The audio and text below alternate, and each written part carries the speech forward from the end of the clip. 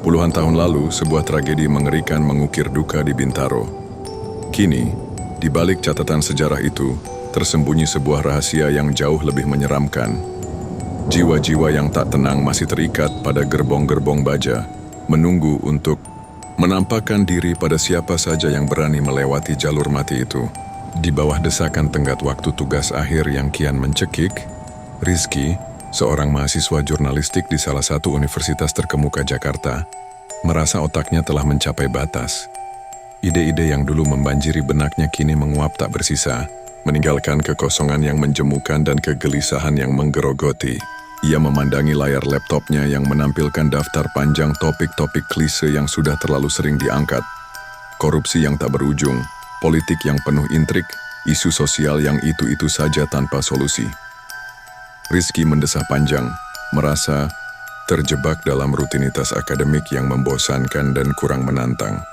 Ia mendambakan sebuah cerita yang bisa benar-benar menggugah, sebuah laporan yang bukan hanya sekadar tugas, tetapi juga sebuah pernyataan.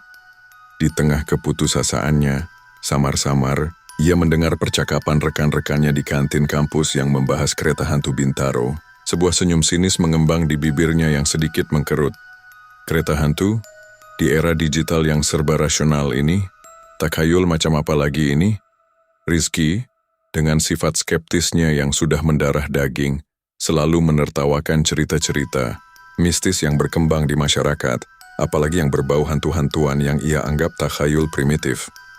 Baginya, itu semua hanyalah bualan belaka, fantasi murahan yang diciptakan untuk menakut-nakuti anak kecil atau menjadi bahan obrolan para tetangga yang kurang kerjaan dan cenderung gemar bergosip. Ia selalu percaya bahwa setiap fenomena pasti memiliki penjelasan logis dan ilmiah, dan tugas seorang jurnalis sejati adalah mencari kebenaran yang objektif, bukan menyebarkan kabar burung yang tidak berdasar atau memperkeruh suasana dengan kisah-kisah takhayul. Namun, topik tersebut terus bergulir di antara teman-temannya, tak ada henti-hentinya. Ia mendengar bisik-bisik tentang penampakan bayangan samar di sekitar jalur rel pada malam hari. Suara-suara aneh yang menyerupai rintihan atau bisikan di kegelapan. Bahkan, ada yang bersumpah pernah melihat sebuah kereta tua berkarat yang melaju tanpa masinis atau penumpang yang terlihat jelas. Itu cuman ilusi optik, atau mungkin efek suara dari kereta yang lewat jauh di sana yang memantul. Bantahnya dalam hati, mencoba menyingkirkan pemikiran aneh itu dari benaknya. Mana mungkin ada hantu di zaman modern ini yang bisa menggerakkan kereta seberat itu? Pikirannya terus berputar mencari celah logis untuk mendiskreditkan cerita-cerita tersebut. Ia ingin menulis sebuah expose yang membongkar mitos tersebut. Sebuah artikel yang akan mengikis kepercayaan takhayul di kalangan masyarakat dan membuktikan bahwa semua itu hanyalah delusi massal. Ia membayangkan bagaimana artikelnya akan menjadi sorotan di dunia jurnalistik, memenangkan penghargaan dan mengukuhkan namanya sebagai jurnalis investigasi muda yang brilian dan rasional. Malam itu, di kamar kosnya yang berantakan, dikelilingi tumpukan buku dan kertas, Rizky memutuskan untuk melakukan riset kecil-kecilan tentang tragedi Bintaro 1987. Ia membuka browser di laptopnya dan mengetikkan kata kunci tersebut. Hasil pencarian langsung membanjiri layarnya dengan berbagai artikel berita lama, foto-foto yang mengharukan, dan video dokumenter yang menggambarkan kengerian masa lalu. Matanya terpaku pada sebuah artikel lama dari arsip berita nasional, yang menampilkan gambar-gambar mengerikan dari puing-puing kereta api yang hancur berkeping-keping, gerbong-gerbong yang ringsek tak berbentuk, dan korban-korban yang bergelimpangan di antara reruntuhan, serta wajah-wajah putus asa para petugas penyelamat yang bekerja tanpa henti. Jumlah korban yang meninggal sungguh mengejutkan. Ratusan jiwa melayang dalam sekejap mata, meninggalkan luka yang mendalam bagi bangsa. Tragedi itu, yang disebabkan oleh kelalaian manusia dan sistem komunikasi yang buruk antar stasiun dan lokomotif, adalah salah satu kecelakaan kereta api terburuk dalam sejarah Indonesia. Rizky merasakan gelombang empati yang mendalam, meskipun ia tidak mengalami kejadian itu secara langsung. Ia membayangkan kengerian dan keputusasaan para korban di detik-detik terakhir hidup mereka. Namun ia tetap berpegang pada keyakinannya yang kuat, bahwa tragedi kemanusiaan yang nyata tidak boleh dicampur adukkan dengan cerita mistis atau mitos yang tidak berdasar. Ia membaca beberapa forum online yang membahas tragedi itu, dan di sanalah ia menemukan lebih banyak lagi cerita-cerita tentang kereta hantu yang konon muncul setelah kecelakaan itu. Para pengguna forum menceritakan pengalaman pribadi atau kesaksian dari orang-orang terdekat mereka yang pernah melihat penampakan, mendengar suara-suara aneh yang tak bisa dijelaskan, atau mencium bau anyir di sekitar lokasi kejadian yang tak kunjung hilang. Beberapa bahkan mengklaim melihat sosok-sosok samar di dalam gerbong kosong yang sering melintas, seolah-olah arwah para korban masih terjebak di sana, mencari jalan keluar atau menuntut keadilan. Ini menarik, gumam Rizky pada dirinya sendiri. Sebuah ide mulai terbentuk di benaknya, lebih jernih dan lebih menarik dari sebelumnya. Bukan untuk membuktikan keberadaan hantu tentu saja, melainkan untuk menggali lebih dalam tentang bagaimana sebuah tragedi nyata bisa melahirkan mitos yang begitu kuat dan bertahan puluhan tahun, menembus generasi. Ia ingin menelusuri akar kepercayaan masyarakat ini. Apakah itu hanya bentuk coping mechanism terhadap trauma kolektif yang tak kunjung sembuh? Atau ada penjelasan psikologis lain di baliknya yang bisa dianalisis secara ilmiah? Ini bisa menjadi proyek tugas akhir yang unik dan menantang. Sebuah studi tentang hubungan antara peristiwa sejarah yang traumatis dan perkembangan folklore yang berkembang di tengah masyarakat. Rizky tersenyum puas. Ia telah menemukan sudut pandang yang tepat. Sebuah pendekatan yang rasional namun tetap mampu menarik perhatian. Namun, ia menyadari bahwa ia tidak bisa melakukan semua ini sendirian. Ia membutuhkan bantuan, sebuah tim yang bisa melengkapi kekurangannya.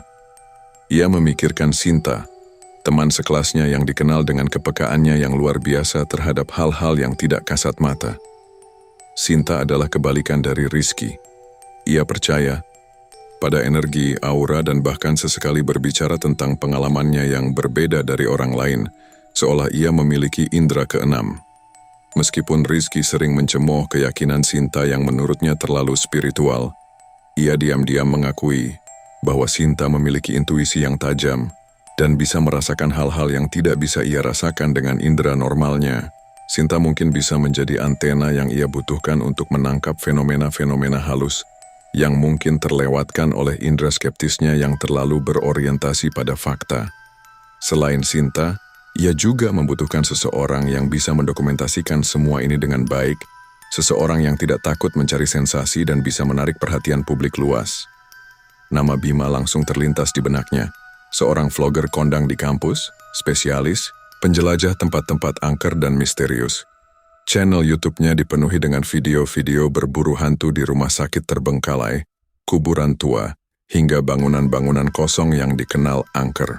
Meskipun Rizky menganggap konten Bima terlalu dramatis, cenderung dilebih-lebihkan dan kadang kurang etis dalam mencari sensasi, ia harus mengakui bahwa Bima memiliki peralatan yang lengkap, pengetahuan teknis yang mumpuni, dan tahu betul bagaimana cara membuat sebuah video menjadi viral dan menarik perhatian jutaan penonton.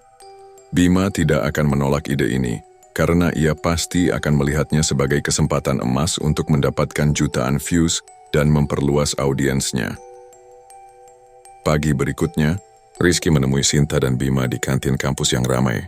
Dengan semangat yang membara, ia menjelaskan idenya tentang kereta hantu Bintaro, menekankan bahwa ini adalah sebuah investigasi, bukan sekadar perburuan hantu. Sinta mendengarkan dengan saksama, sesekali mengangguk-angguk, dan menunjukkan ekspresi serius yang sulit ditebak, seolah ia sudah tahu bahwa ini adalah sesuatu yang besar. Sementara itu Bima langsung berbinar-binar, matanya menyala penuh antusiasme yang tak terbendung. "Gila Ki, ini ide brilian, kenapa nggak kepikiran dari dulu?" seru Bima, tanpa ragu sedikit pun. Pasti trending dan memecahkan rekor views. Rizky tersenyum tipis mencoba mengendalikan kegembiraan Bima. "Tapi ingat, ini bukan cuma soal sensasi, Bim. Ini investigasi serius," tegas Rizky, menatap Bima dengan sorot mata meyakinkan. "Kita akan menggali kebenaran, mencari tahu mengapa mitos itu ada, bukan sekadar mencari penampakan untuk konten." Sinta kemudian angkat bicara. "Aku setuju. Tapi Ki, jangan meremehkan hal-hal yang tidak bisa kita lihat dengan mata telanjang. Terkadang, ada sesuatu di luar pemahaman logika kita. Sesuatu yang lebih dalam dari sekadar fakta dan angka." Rizky mengangguk. Meskipun dalam hati ia masih setengah tidak percaya, ia tahu ini akan menjadi kolaborasi yang menarik. Sebuah perpaduan antara skeptisisme ilmiah, intuisi spiritual, dan naluri mencari sensasi. Dengan tim yang akhirnya terbentuk, Rizky merasa sedikit lebih percaya diri. Ia dan Sinta mulai menyusun daftar pertanyaan terperinci untuk wawancara, mencari kontak warga sekitar lokasi tragedi yang masih hidup, dan mencoba menghubungi pihak PT KAI untuk mendapatkan data-data lama dan informasi yang relevan. Sementara, Bima, dengan kameranya yang canggih dan berbagai mikrofon, sibuk merencanakan angle terbaik untuk liputannya. Membayangkan setiap frame yang akan ia ambil. Misi mereka kini dimulai, menelusuri jejak-jejak tragedi Bintaro 1987 yang masih menghantui, mencari tahu mengapa mitos kereta hantu Bintaro tetap hidup dan berkembang di tengah masyarakat, dan membuktikan, sekali dan untuk selamanya, apakah itu hanya takhayul belaka.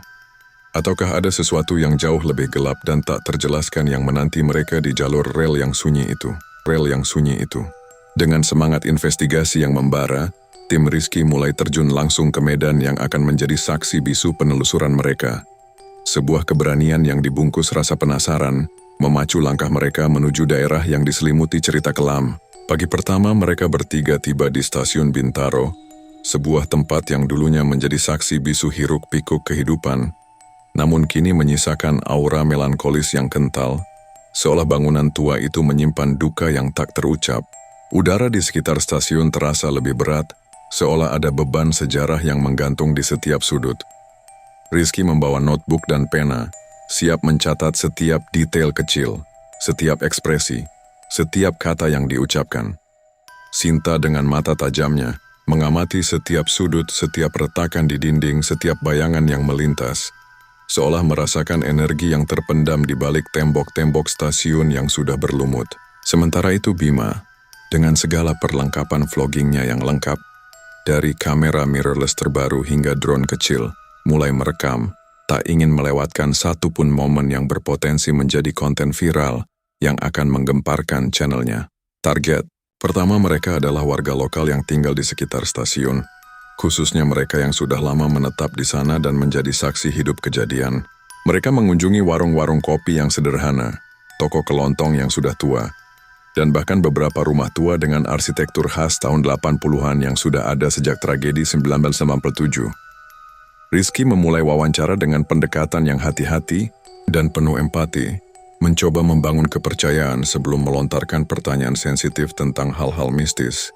Ia bertanya tentang kehidupan di Bintaro, perubahan stasiun dari masa ke masa, perkembangan jalur kereta, dan kemudian perlahan mengarahkan pembicaraan ke tragedi Bintaro itu sendiri, sebuah topik yang masih menjadi tabu bagi sebagian orang.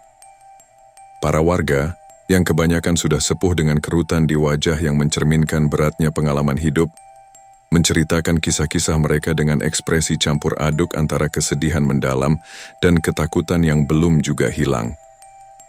Ada seorang nenek renta, dengan sorot mata sendu yang bersumpah pernah melihat bayangan melintas di rel pada malam hari yang gelap gulita, diikuti suara tangisan bayi yang menyayat hati, seolah mencari ibunya, seorang bapak-bapak mantan pekerja rel, yang dulu bertugas di malam kecelakaan, menceritakan pengalaman rekan kerjanya yang tiba-tiba jatuh sakit parah dan tidak bisa disembuhkan setelah mengaku melihat sebuah gerbong kosong melaju tanpa masinis, dihiasi bayangan-bayangan samar di dalamnya.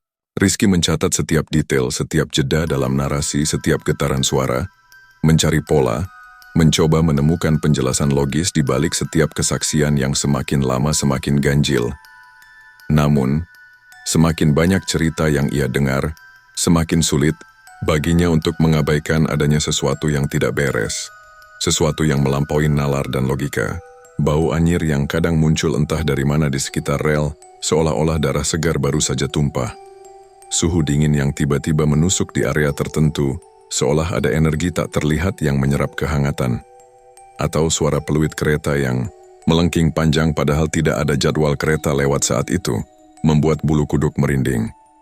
Setelah beberapa hari mewawancarai warga, Rizky merasa perlu mencari informasi dari sudut pandang yang lebih resmi dan teknis. Mereka berhasil mendapatkan janji temu dengan mantan pegawai PT KAI, yang dulunya bertugas di jalur Bintaro pada tahun tragedi itu terjadi. Pak Hadi, seorang pria tua dengan rambut memutih dan mata yang syarat pengalaman hidup, menyambut mereka di rumah sederhananya yang dihiasi foto-foto lama dan kenang-kenangan dari masa kerjanya. Pak Hadi menceritakan bagaimana sistem komunikasi yang kacau balau, miskomunikasi antara pusat kendali dan stasiun, serta kelalaian dalam koordinasi menjadi penyebab utama kecelakaan yang memilukan itu. Ia juga mengakui bahwa setelah tragedi itu, banyak rekan kerjanya yang mengalami kejadian-kejadian aneh dan tak bisa dijelaskan. Ada yang melihat bayangan-bayangan di dalam lokomotif yang ringsek, bahkan ada yang mengaku mendengar suara percakapan dari gerbong yang sudah tidak terpakai dan diletakkan di depo. Tutur Pak Hadi dengan suara bergetar. Tatapan matanya menerawang jauh ke masa lalu. Kami semua tahu arwah-arwah itu belum tenang. Mereka terjebak di sini mencari jalan pulang. Rizky mencoba menggali lebih dalam tentang protokol keamanan atau penyelidikan internal yang dilakukan PT KAI setelah kejadian, namun Pak Hadi hanya bisa memberikan informasi sebatas pengetahuannya sebagai pegawai lapangan yang juga menjadi saksi mata tragedi. Yang paling membuat Rizky terperangah dan mulai meragukan skeptisismenya adalah ketika mereka berhasil bertemu dengan korban selamat tragedi Bintaro. Ibu Lestari, seorang wanita parubaya dengan bekas luka samar di pelipisnya yang masih terlihat jelas, menyambut mereka di rumahnya yang sederhana namun bersih. Ia adalah salah satu penumpang gerbong paling depan yang berhasil selamat secara ajaib meskipun dengan luka fisik dan trauma psikologis yang mendalam. Dengan suara lirih namun penuh emosi, ia menceritakan kengerian malam itu. Benturan keras yang mengguncang bumi, jeritan histeris ribuan penumpang yang ketakutan, tumpukan tubuh yang bergelimpangan tak bernyawa, dan bau darah serta gosong yang masih terngiang di hidungnya hingga kini, seolah tragedi itu baru terjadi kemarin. Setelah kecelakaan itu, saya sering dihantui mimpi buruk yang sama setiap malam. Katanya matanya menerawang jauh ke angkasa, seperti melihat sesuatu yang tidak terlihat. Saya melihat wajah-wajah mereka yang tidak selamat, wajah-wajah penuh kesedihan dan keputusasaan. Mereka memanggil nama saya, meminta tolong. Terkadang, saya merasa mereka ada di dekat saya, terutama jika saya melewati jalur kereta itu atau mendengar suara kereta. Sinta, yang duduk di samping Ibu Lestari, mengusap punggung wanita itu dengan lembut, mencoba menenangkan. Sinta merasakan aura kesedihan dan trauma yang begitu kuat dari Ibu Lestari, seolah beban ribuan jiwa yang meninggal itu masih menempel padanya. Energi di sekitar ibu sangat berat, Kai. Bisik Sinta kepada Rizky saat mereka pamit pulang. Suaranya pelan dan serius. Arwah-arwah itu memang ada, Ki. Mereka melekat pada kenangan orang-orang yang peduli pada mereka, pada tempat-tempat di mana mereka menghembuskan napas terakhir. Selama proses wawancara dan kunjungan lapangan, Bima tak henti-hentinya merekam setiap detail dengan berbagai angle dan shot. Ia bahkan mencoba menangkap rekaman audio di sekitar lokasi kejadian dengan mikrofon sensitifnya. Ketika mereka memutar ulang rekaman di laptop Rizky, sesekali terdengar suara-suara aneh yang tidak bisa diidentifikasi dengan jelas. Ada bisikan samar yang nyaris tak terdengar, suara desahan panjang, bahkan seperti dentingan logam yang bergesekan, seolah ada aktivitas di jalur. Padahal tidak ada kereta yang lewat saat itu dan rel tampak sunyi. Rizky awalnya mengira itu hanya gangguan teknis pada mikrofon, atau mungkin suara lingkungan yang tidak sengaja terekam, seperti angin atau suara binatang. Namun, Sinta yakin itu adalah paranormal activity yang nyata. Ini bukti, Ki, kata Sinta dengan mata berbinar, ekspresinya penuh keyakinan. Mereka mencoba berkomunikasi dengan kita, menyampaikan pesan. Rizky masih mencoba mencari penjelasan logis, berpegang teguh pada prinsip-prinsip jurnalistiknya. Mungkin itu pantulan suara dari kejauhan atau efek angin yang memantulkan suara, bantahnya. Meskipun dalam hati ia mulai merasa tidak yakin dan sedikit goyah, ketegangan di antara mereka mulai terasa jelas. Rizky yang skeptis mulai goyah, keyakinannya perlahan terkikis oleh setiap kesaksian dan fenomena aneh yang mereka alami secara langsung maupun tidak langsung.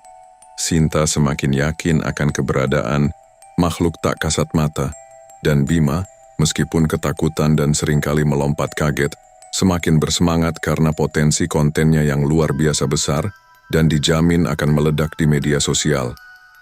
Setiap jejak yang mereka temukan, setiap cerita yang mereka dengar, dan setiap suara aneh yang terekam, semuanya semakin memperkuat aura mistis di sekitar jalur kereta api itu. Sebuah benang merah mulai terlihat menghubungkan tragedi masa lalu dengan fenomena spiritual di masa kini. Mereka tahu, investigasi ini bukan lagi sekadar proyek tugas akhir biasa, melainkan sebuah perjalanan menelusuri batas antara dunia nyata dan gaib, sebuah perjalanan yang mungkin akan mengubah pandangan mereka selamanya tentang kehidupan, kematian, dan alam semesta. Mereka harus siap menghadapi apapun yang menanti di depan, karena semakin dalam mereka menggali, semakin dekat pula mereka dengan kebenaran yang menakutkan, namun penting. Malam itu, hawa dingin merayap menusuk kulit, lebih dari biasanya. Seolah seluruh alam semesta ikut merasakan ketegangan yang menggantung di udara. Sebuah keputusan nekat telah bulat dan tak bisa diubah lagi.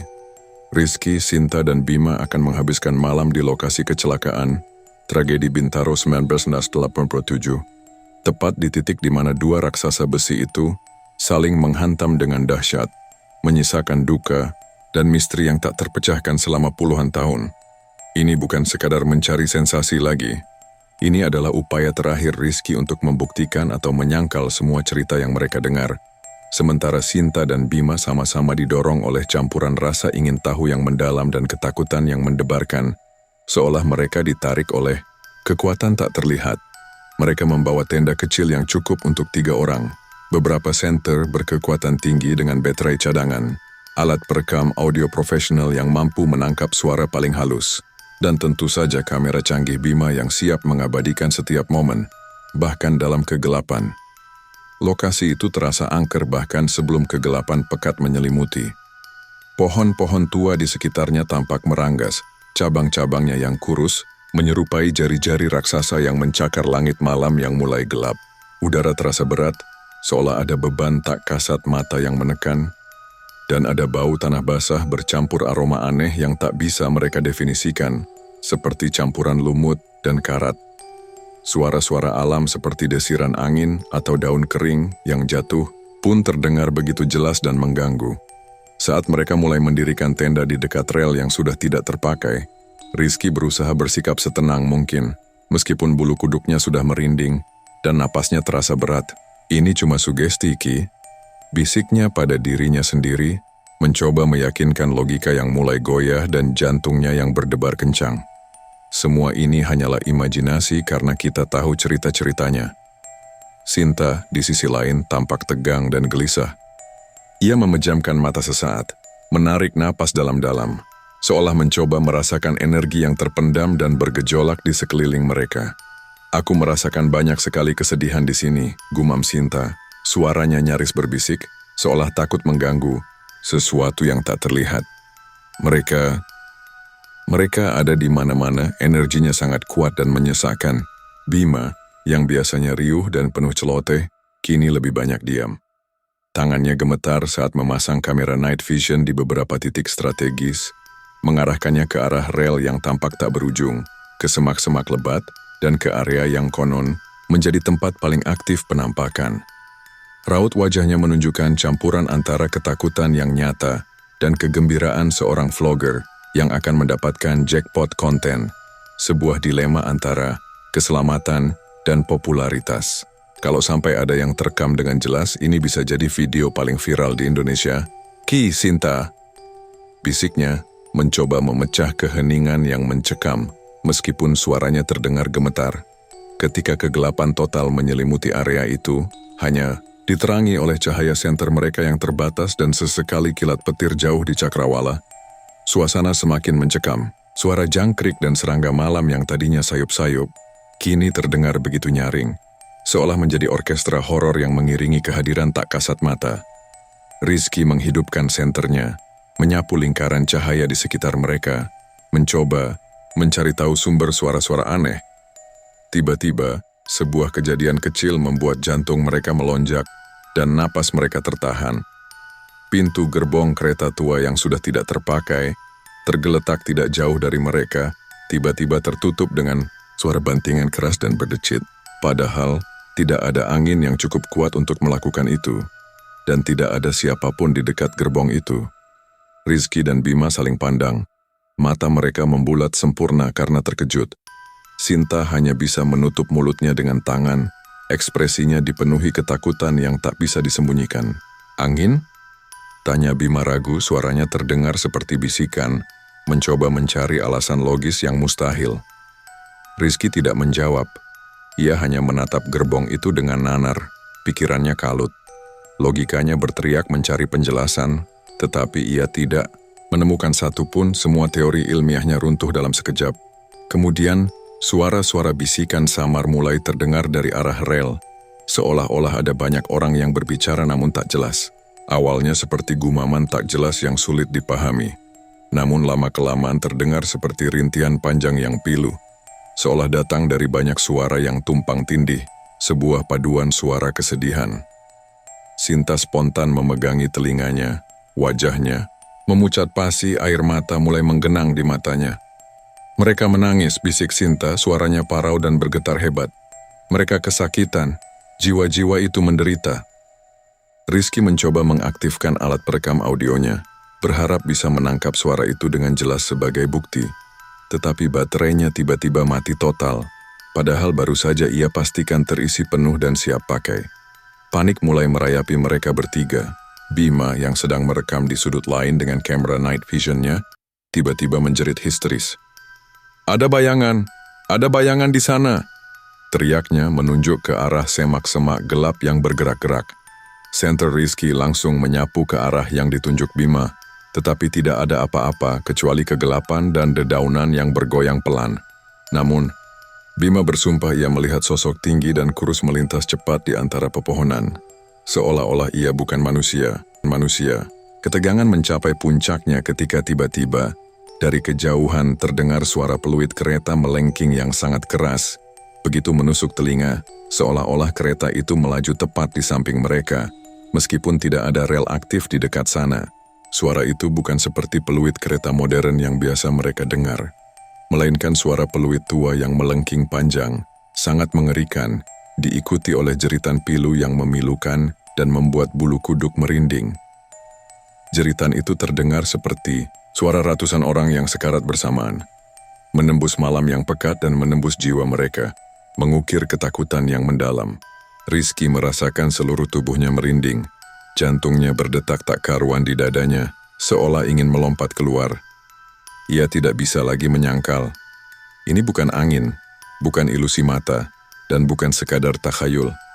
Ada sesuatu di sana, sesuatu yang berasal dari tragedi masa lalu, yang kini hadir di hadapan mereka dengan kekuatan penuh. Bima menjatuhkan kameranya, wajahnya seputih kapas, napasnya tersengal-sengal, dan ia terhuyung-huyung ke belakang. Sinta sudah menangis terseduh-seduh, tubuhnya gemetar hebat, ia hanya bisa memeluk lututnya. Mereka bertiga saling berpegangan erat, mata mereka melotot ke arah kegelapan, seolah menunggu wujud mengerikan apa lagi yang akan muncul dari balik pepohonan. Malam itu, di titik nol tragedi, di mana ratusan jiwa melayang, mereka menyadari bahwa mereka telah membangunkan sesuatu yang seharusnya dibiarkan tertidur selamanya. Mereka terjebak dalam kengerian yang nyata, jauh melampaui apa yang pernah mereka bayangkan. Teror malam itu mencapai puncaknya, mengoyak ketenangan dan meluluh lantakkan logika yang selama ini Rizky pegang teguh. Peluit kereta melengking yang menusuk, diikuti oleh jeritan pilu yang memekakan telinga. Bukan lagi sekadar suara, melainkan gema dari penderitaan abadi yang merasuki setiap molekul udara. Di kejauhan, di atas rel yang berkarat dan tampak tak berujung, sebuah siluet kereta api tua perlahan-lahan mulai terlihat, melaju tanpa suara gesekan roda, meluncur seperti hantu. Bukan kereta biasa, lokomotifnya tampak usang berkarat parah, dan gerbong-gerbongnya kosong melompong, sebagian bahkan tampak ringsek. Yang paling mengerikan, tidak ada masinis di ruang kemudi, juga tak ada penumpang yang terlihat jelas di jendela-jendela yang gelap. Namun, Rizky, Sinta, dan Bima bisa merasakan, bahkan hampir melihat, bayangan-bayangan samar bergerak di dalamnya, seperti kumpulan jiwa yang gelisah, terjebak di antara dimensi, mengulang tragedi yang sama berulang kali. Ketiganya terpaku di tempat, tubuh mereka kaku dalam ketakutan yang mencekik. Rizky, yang selama ini teguh pada logikanya, kini dihadapkan pada kenyataan yang tak bisa ia sangkal. Sebuah anomali yang meruntuhkan semua pondasi rasionalnya. Kereta hantu itu, yang selalu ia anggap mitos belaka, kini nyata di depan matanya, sebuah manifestasi dari duka dan trauma yang tak terobati. Keringat dingin membanjiri dahinya, mengalir hingga ke lehernya. Ia ingin lari sekencang-kencangnya, menjauh dari horor ini, tetapi kakinya seolah terpaku ke tanah, membatu, tak mampu digerakkan. Bima, yang biasanya penuh percaya diri dan bersemangat, di depan kamera, kini menjatuhkan semua peralatan rekamnya, tak peduli apakah itu rusak atau tidak. Wajahnya pucat pasi, seperti mayat hidup, napasnya tersengal-sengal, dan ia terus berbisik, "Tidak mungkin, tidak mungkin." Berulang kali, sebuah mantra ketakutan yang tak ada artinya. Rasa takutnya jauh melebihi ambisinya untuk konten viral, melampaui semua keinginan untuk popularitas. Sinta, dengan kepekaannya yang luar biasa terhadap hal-hal gaib, justru yang paling merasakan penderitaan dan energi negatif yang memancar dari kereta hantu itu. Ia menutup telinganya, tubuhnya bergetar hebat tak terkendali, matanya memejam rapat. Namun, di balik kelopak matanya, ia seolah melihat kilasan-kilasan mengerikan dari tragedi Bintaro 1987 itu sendiri, seperti sebuah film horor yang diputar ulang di otaknya. Ia merasakan panasnya api yang membakar, bau darah, segar yang menggenang, dan kepanikan massal yang merenggut nyawa. Jeritan-jeritan yang ia dengar bukan hanya suara kosong, melainkan gema dari penderitaan yang tak terucapkan, tangisan arwah-arwah yang belum menemukan kedamaian, jiwa-jiwa yang haus akan keadilan dan ketenangan. Mereka terjebak, bisik Sinta, lirih, air mata mengalir deras di pipinya yang basah. Mereka kesakitan, dan mereka ingin kita tahu apa yang terjadi pada mereka, mengapa mereka masih di sini.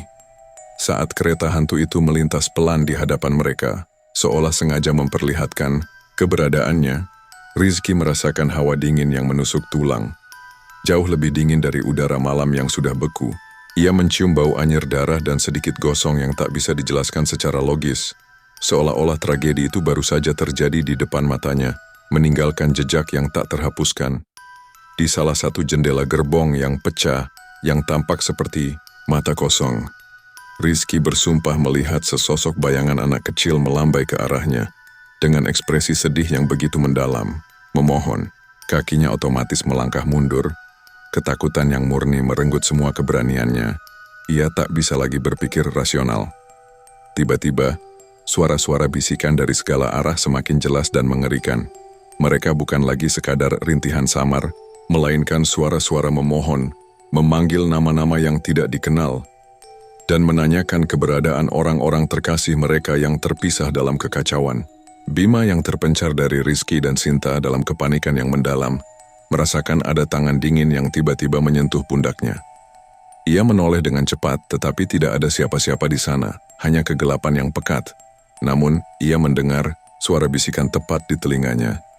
Sebuah suara yang terdengar seperti desahan terakhir, "Tolong, tolong kami. Jangan tinggalkan kami di sini." Bima langsung berlari sekuat tenaga. Tidak peduli kemana arahnya, yang penting menjauh dari suara dan sentuhan misterius itu.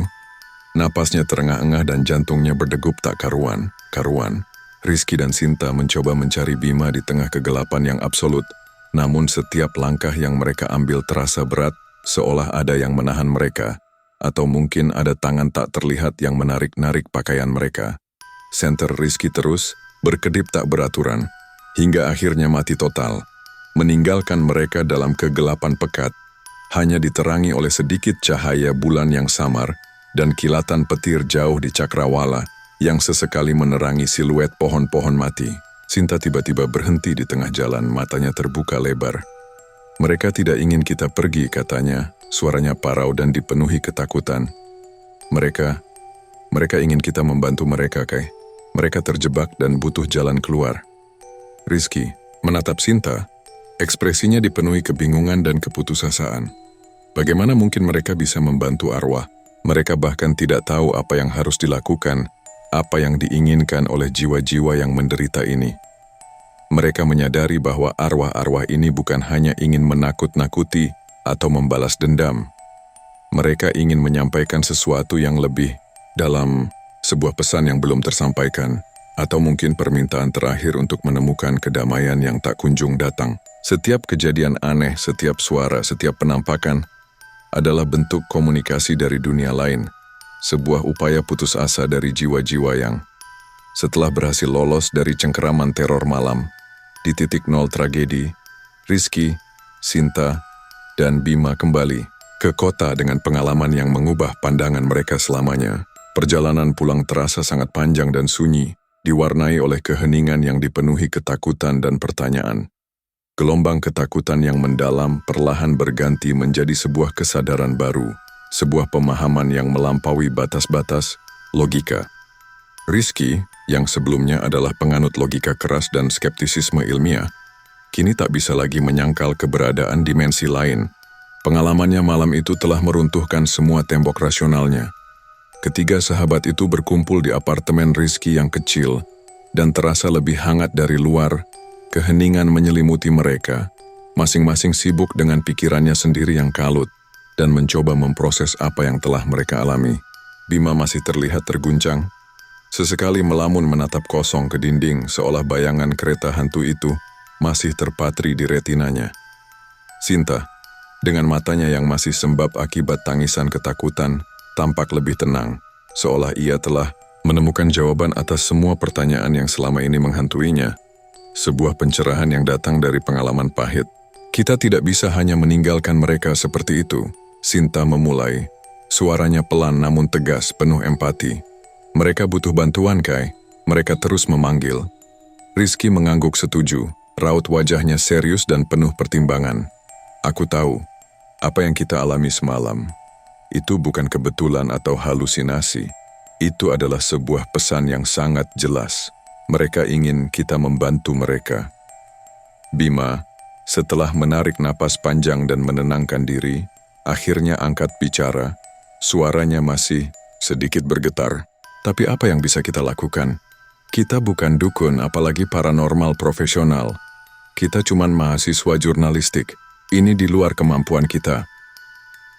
Rizky menatap Bima dengan sorot mata penuh tekad. Justru itu, kita punya kekuatan sebagai jurnalis. Kita bisa mengungkap cerita mereka, bukan hanya soal kecelakaan, tapi juga soal penderitaan arwah yang terjebak. Kita bisa menjadi suara mereka. Mereka mulai menyusun strategi yang matang dan terperinci. Rizky, dengan kemampuan investigasinya yang tajam, mulai menggali lebih dalam arsip-arsip lama tentang tragedi Bintaro yang ia dapatkan dari berbagai sumber. Ia mencari informasi yang mungkin terlewatkan dalam laporan resmi, detail-detail kecil yang bisa menjadi petunjuk tentang apa yang mungkin menahan arwah-arwah itu di alam fana. Ia membaca ulang laporan kecelakaan yang sangat teknis, kesaksian para saksi mata yang masih hidup dan menyimpan trauma, dan bahkan mencari tahu tentang barang-barang pribadi korban yang mungkin hilang atau belum ditemukan, seolah barang-barang itu memiliki ikatan spiritual dengan pemiliknya. Sinta, dengan kepekaannya yang luar biasa, mencoba berkomunikasi secara intuitif. Ia melakukan meditasi, memusatkan pikirannya, mencoba merasakan energi yang masih tersisa di sekitar jalur rel, berharap mendapatkan petunjuk yang lebih jelas dari arwah-arwah tersebut. Terkadang, ia mendapatkan kilasan gambar atau perasaan yang membimbing mereka ke arah tertentu, seperti sebuah petunjuk yang diberikan secara gaib. Bima, meskipun masih trauma dan seringkali terbangun dari mimpi buruk, sadar akan perannya yang krusial. Ia mulai mengedit rekaman-rekaman dari malam itu dengan sangat hati-hati, memastikan setiap frame dan setiap suara tertangkap dengan jelas. Ia memutar ulang rekaman audio berkali-kali, menggunakan software khusus untuk membersihkan noise agar suara-suara bisikan dan rintihan bisa terdengar lebih jelas, lebih mengharukan. Ia juga memasukkan kesaksian-kesaksian warga dan mantan pegawai PT KAI yang telah mereka wawancarai, menambahkan narasi yang menggugah untuk video dokumenternya. Tujuannya bukan lagi untuk menciptakan sensasi murahan atau mencari ketenaran semata, melainkan untuk membangun narasi yang kuat dan penuh empati, sebuah dokumenter yang akan menghormati para korban dan menyampaikan pesan terakhir mereka kepada dunia. Diskusi panjang dan melelahkan sering terjadi di antara mereka, terkadang hingga larut malam. Sinta berpendapat bahwa arwah-arwah itu mungkin membutuhkan semacam upacara penghormatan atau doa bersama di lokasi kejadian, sebagai bentuk pelepasan dan pengakhiran penderitaan. Mereka butuh dilepaskan, Kai. Mereka butuh tahu bahwa mereka tidak dilupakan dan mereka tidak sendirian. Jelas Sinta dengan penuh keyakinan. Rizky, meskipun masih sedikit ragu dengan ritual mistis dan khawatir akan dianggap tidak rasional, mulai terbuka pada gagasan tersebut karena ia telah melihat dan merasakan sendiri apa yang terjadi. Bima, yang awalnya hanya fokus pada views dan likes, kini merasakan beban moral yang lebih besar untuk melakukan sesuatu yang benar dan berarti. Akhirnya, mereka memutuskan untuk mengusulkan sebuah acara peringatan kecil di lokasi tragedi, sebuah inisiatif yang akan menggabungkan unsur penghormatan sejarah dengan pendekatan spiritual. Rizky dan Sinta menyusun proposal yang komprehensif untuk dosen mereka, menjelaskan bahwa tugas akhir mereka akan berfokus pada dimensi kemanusiaan dan spiritual dari tragedi Bintaro, bukan hanya fakta kecelakaan semata. Mereka berargumen bahwa dengan membawa perhatian kepada penderitaan arwah, mereka bisa membawa kedamaian bagi para korban dan juga memberikan pelajaran berharga bagi generasi mendatang tentang pentingnya empati dan mengenang sejarah. Proposal mereka, yang awalnya disambut skeptisisme, akhirnya disetujui setelah mereka menunjukkan beberapa rekaman dan kesaksian yang kuat. Dengan dukungan beberapa pihak, termasuk keluarga korban yang mereka temui dan beberapa komunitas spiritual, Rizky, Sinta, dan Bima berhasil mengadakan acara peringatan sederhana, namun khidmat di dekat lokasi kecelakaan, tepat di mana puing-puing dulu berserakan. Mereka mengundang para keluarga korban yang masih hidup, warga sekitar, dan beberapa tokoh agama dari berbagai kepercayaan. Dalam upacara itu, mereka menyalakan lilin, menaburkan bunga sebagai simbol penghormatan, dan memanjatkan doa bersama untuk para arwah. Rizky membacakan sebuah narasi yang ia susun dengan sepenuh hati, sebuah eulogi yang mengisahkan kembali tragedi Bintaro dengan penuh rasa hormat, menyebutkan nama-nama korban yang ia bisa temukan, dan menyampaikan pesan bahwa mereka tidak akan pernah dilupakan, bahwa pengorbanan mereka memiliki makna. Sinta, dengan mata terpejam dan napas tenang, merasakan aura di sekitar mereka perlahan berubah, dari kesedihan dan kegelisahan yang menyesakan menjadi ketenangan dan kedamaian yang mendalam. Setelah acara itu, sesuatu yang luar biasa terjadi. Malam-malam berikutnya tidak ada lagi laporan tentang penampakan kereta hantu Bintaro. Suara peluit melengking yang dulu memekakan tidak lagi terdengar. Bau anyir pun menghilang sepenuhnya. Meskipun tidak ada bukti ilmiah yang bisa memvalidasi perubahan ini, Rizky, Sinta, dan Bima tahu dalam hati mereka bahwa mereka telah berhasil. Mereka mungkin tidak membebaskan semua arwah, tetapi setidaknya mereka telah memberikan perhatian, penghormatan, dan kedamaian yang sangat dibutuhkan oleh jiwa-jiwa yang terjebak itu. Kereta hantu Bintaro mungkin tidak lagi melintas di malam hari, dan hanya menyisakan kenangan tentang sebuah tragedi yang memilukan, bukan lagi teror yang mencekam, sebuah bukti bahwa bahkan dalam kisah paling gelap dan menakutkan, selalu ada ruang untuk harapan, pemulihan, dan pembebasan. Proyek tugas akhir mereka tidak hanya menghasilkan nilai sempurna, tetapi juga meninggalkan dampak spiritual yang tak ternilai bagi banyak orang, termasuk diri mereka sendiri, yang kini melihat dunia dengan mata yang berbeda, terjebak untuk menarik perhatian mereka, untuk didengar dan dibebaskan. Malam itu di tengah teror yang mencekam, di lokasi yang seharusnya hanya menjadi catatan sejarah, Rizky, Sinta, dan Bima menyadari bahwa investigasi mereka telah berubah menjadi misi yang jauh, lebih besar dan bermakna. Mereka bukan lagi sekadar pemburu misteri atau pencari sensasi. Mereka adalah jembatan antara dunia nyata dan dunia gaib, dengan tanggung jawab untuk mencari tahu apa yang bisa menenangkan arwah-arwah yang terus dihantui oleh tragedi Bintaro. Pertanyaan besar kini menggantung di udara, melayang di antara pepohonan yang gelap. Mampukah mereka melakukannya? Sanggupkah mereka mengakhiri penderitaan ini? Atau akankah mereka selamanya terjebak dalam lingkaran teror kereta hantu Bintaro yang tak berujung?